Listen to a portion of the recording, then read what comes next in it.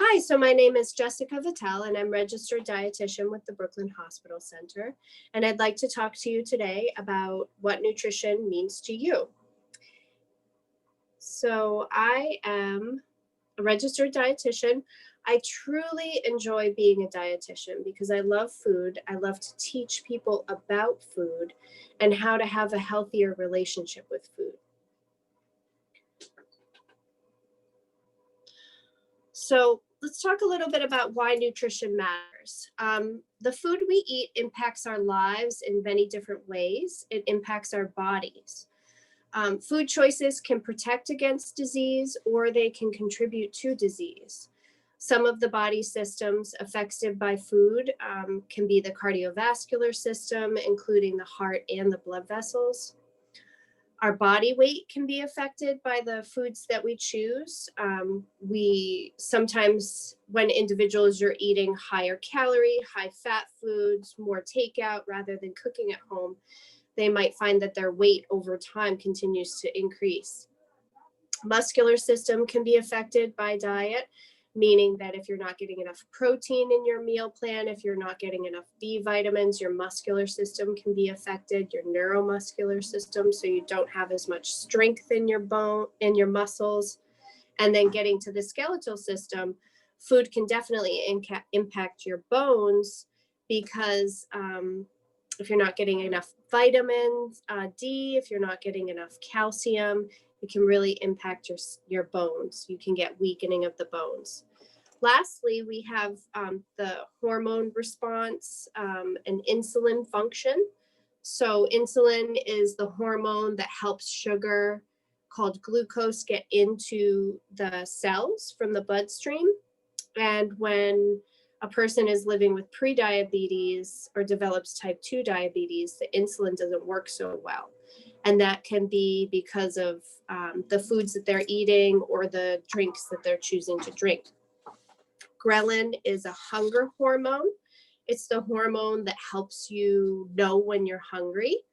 And this can be affected by when somebody is overweight or obese, that ghrelin hormone can become overactive and there's larger amounts of it in the body, and that's why it can be really hard to lose weight. Leptin is a satiety hormone. Satiety means satisfaction. Are you satisfied after you eat a meal?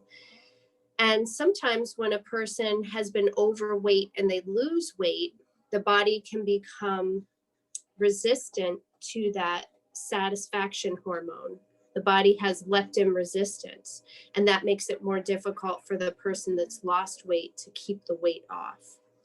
And sleep and energy can also be affected by nutrition. Sleep, if you're having high sugary beverages, eating a lot at night, you're not going to get a good night's rest. You might not have good energy levels. So moving on, a healthy diet choices and disease associations. So if we look at a high fiber diet, it can protect against heart disease, hypertension, and diseases of the colon. The DASH diet, called Dietary Approaches to Hypertension, that can really protect against high blood pressure and can lower the risk of developing high blood pressure. If we look here to the right, you see the picture. This is more of a Mediterranean diet. You see there's not a lot of animal protein. You see a lot more fruits, a lot more vegetables. You see olives. You see some meat. You see a little piece of chicken there. You see some prosciutto off to the side with a little bit of cheese, a little piece of egg. But really, the Mediterranean diet is a very healthful diet. It also helps with being satisfied, as it's a higher fat diet using a lot of olive oil and olives in the meal plan. This is a heart healthy diet, and it does have protection against cardiovascular disease and diabetes.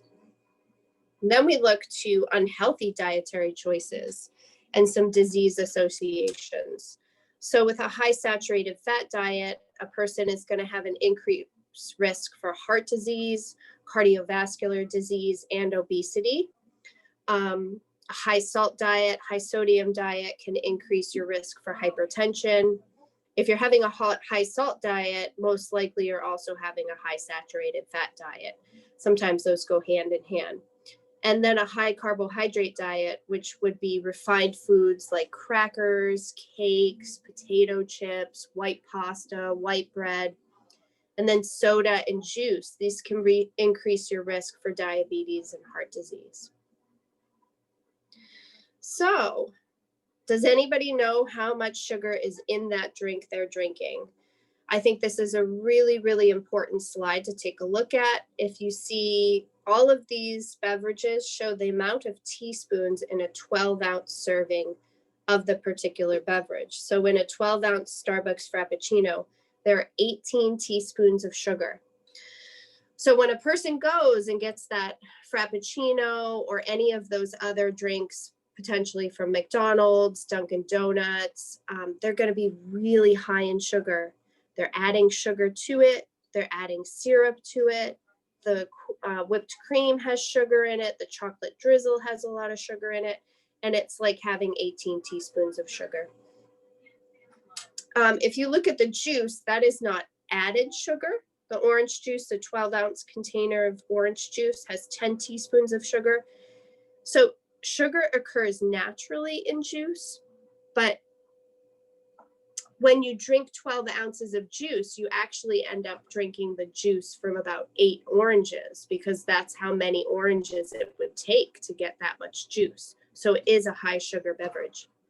And even the sports drinks like Gatorade has 5 teaspoons of sugar. So it's a good thing to note if you want to make a change, lose a little bit of weight, have more energy, feel better, have a better appetite. Take a look at what kind of sugar sweetened beverages you're drinking, and that might be a good place to begin making changes.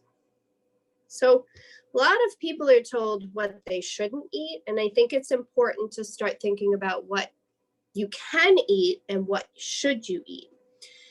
So I think using healthy oils, changing to olive oil, canola oil in place of butter is a good place to start. Eating lots of colorful fruits and vegetables. If you see here on this plate, there's 50% fruits and vegetables. The serving of protein is smaller and the serving of whole grains is smaller. If that whole grain section, we want 50% of your grains to be whole grains. Those could be options like whole wheat bread, brown rice, oatmeal, quinoa, and then that whole wheat section could also be starchy vegetables. You don't want to have them together. If you're going to have brown rice instead, another day you might have potato. So that would be the whole grain or the starch section. And then moving forward with what you should eat more vegetables and fruits. Definitely eat more vegetables and fruits. One of the best things you can do for your body. It'll help you get that high fiber diet that we're looking for. Bake, stew, boil, or broil your foods. You want to choose lean meats such as fish, skinless poultry, lean cuts of red meat or pork. So you could use sirloin, round, loin, or tenderloin. And I think when it comes to choosing the meat, and if you like to have ground beef, then maybe switching to ground turkey sometimes would be a good substitution. Use small amounts of healthy oils in place of butter. Eat smaller portions of carbohydrates and starches. Choose high fiber sources of carbohydrates such as beans, oatmeal, 100% whole wheat, and quinoa. Now, how can I make these changes? So eat smaller portions. You want to have smaller portions of the starches and eat sweets and unhealthy snack foods less frequently. Avoid sugar-sweetened beverages and juice drinks. Cut back on fried foods. Cut back on the amount and the frequency. If you're having fried chicken, maybe skip the French fries and have a salad to go with it instead. Have less fried meat. Chips are also fried and donuts are fried. So considering that, cutting back on donuts and other fried foods. Choose fresh foods over packaged foods.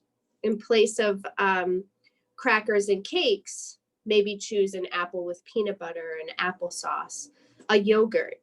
Stop spending money on juice and buy fruit instead. Choose oil over butter or cream in cooking, and eat fish more often in place of red meat. We're really recommending you have 2 to 3 servings of fish per week. So here's a good slide on portion sizes. If you make a fist, that's about a 1 cup serving, about the size of a woman's fist. Sometimes men have bigger fists, so you want to use the size of a woman's fist. That's 1 cup of rice, pasta, fruits, vegetables. If you're looking at the index finger, that's a serving of hard cheese. If you're looking at a thumb tip, that's 2 tablespoons of peanut butter. If you look at the palm of the hand, that's a 3-ounce serving of meat. Could also be the size of a mouse if you look at a computer mouse. And a fingertip is 1 teaspoon, and that's how much butter or mayonnaise you want to use. Kind of a cupped hand would be a serving of nuts or dried fruits, and that's going to be 1 ounce. And a 1/2 cup of rice or pasta is basically if you make a fist, but only measure the thumb and the fingers. That's a 1/2 cup. So lastly, I think it's really important to let your money go a little bit farther and be a smart shopper when you go to the grocery store. So healthy eating can be very expensive. Or is it? So let's take a look at some comparisons. The ditch this column versus the buy this instead. You could spend $6 buying juice or juice drinks, and you'll get 2 bottles out of it. Or you could buy 2 pounds of banana and a 3-pound bag of apples and spend $6. You could get 3 Entenmann's cakes for $12, or you could get 3 containers of peanuts for $12. The Doritos party size bag is $4.79, which is really expensive. Or you could spend $4.99 and get a 6-pack of Dannon yogurt. 1 box of cereal is $3.99, which is really expensive, and there's not many servings in it. And I generally say if you have 1 bowl of cereal, a lot of people go back for a second bowl. Versus oatmeal, you get 1 container for $2.89, and you're going to get more servings out of it. We're back to the party size of potato chips. Again, $4.79. Why not get a 5-pound bag of potatoes instead? It's going to go farther. It's much more nutritious, and it has more versatility. You can make a soup with it. You can make a baked potato with it. You can make baked French fries with it. And then Pop Secret popcorn, if you buy 12 bags, it's $4.19. So you're only going to get 12 bags out of it. Whereas if you buy the popcorn kernels, you can get a 30-ounce bag, which has 24 servings, and spend almost half the price. So I think take a look at what you're using your money on if you're on a budget, and try to make some better substitutions, and your money might go a little bit farther. You might have some left over at the end of the month to go back and get more fresh fruit. Thanks for listening to me today. It was my pleasure to speak with you, and hopefully it inspired you to eat a little bit differently.